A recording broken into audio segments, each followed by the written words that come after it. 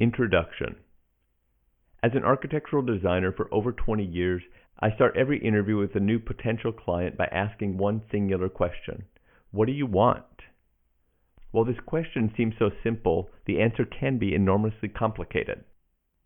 But I have found that if we can answer that question, we can then turn words into visuals, thoughts into action, and dreams into reality. Like architecting a house, it feels appropriate to begin this book by asking you the same question about your life. What do you want? In this book and in life, you'll be guided by an insatiable curiosity and a willingness to explore the unknown. You'll have the opportunity to learn things about your world and yourself that might seem miraculous, and you might even shift your personal paradigm to see yourself in ways you never considered possible. Throughout this book, I will introduce you to the rules of the game, so to speak, that have been there all along and that are available for each of us to understand. Rounding out the trip will be a whole new and truly awesome world of possibilities that open up through understanding and ongoing exploration. As a child and into early adulthood, one of my favorite pastimes was to draw house plans and dream about what it would be like to live in that space. I spent a considerable amount of time trying to convince my parents that we did not need the attic above our dining room, and that instead it would be way cooler if the ceiling was vaulted to let in more space and light. They did not go for it, but the seeds were planted. While pursuing liturgical music studies in college, I grew very close to a couple who, with the help of a fellow from the Taliesin School of Architecture, undertook a total transformational renovation project, turning a dilapidated rooming house into a prairie-style estate. I got my hands dirty during that process, and along the way fell in love with form-following function design.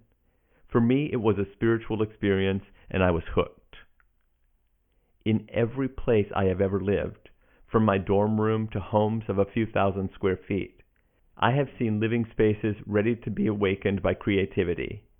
In 1994, I opened my own business and built everything from furniture and fences to arbors and additions, always looking for ways to add small touches that made a big difference in how to experience the space. I then became a homeowner and immediately proceeded to transform my home into one I was proud to associate with my name. I caught the attention of others and began to receive commissions for larger projects.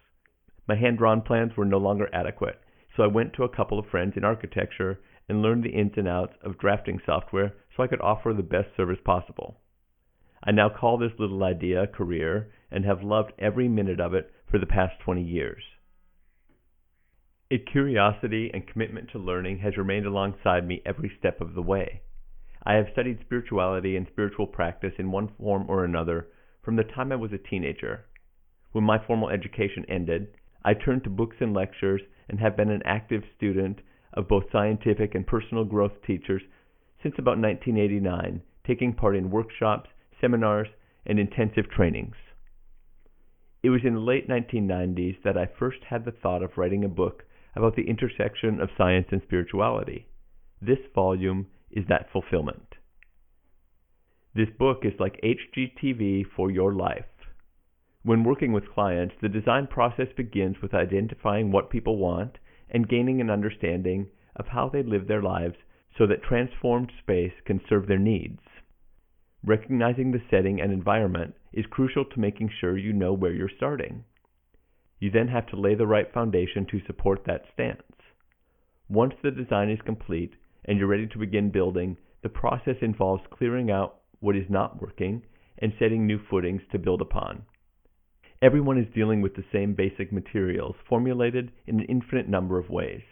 Putting it all together involves coordinating the action steps needed to see it through, and the final result is the beautiful manifestation of what began as a dream, sometimes weeks, months, or years beforehand.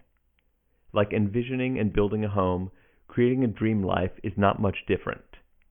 The same principles are at play and can be readily applied. In these pages, you will discover your inner architect and your ability to design and create anything in your life that you can see in your mind. I feel truly honored that you are taking the time to absorb this material, and thank you for allowing me to hold your hand for a bit as your companion of self-discovery. So, what do you want? To you, Jay Billig.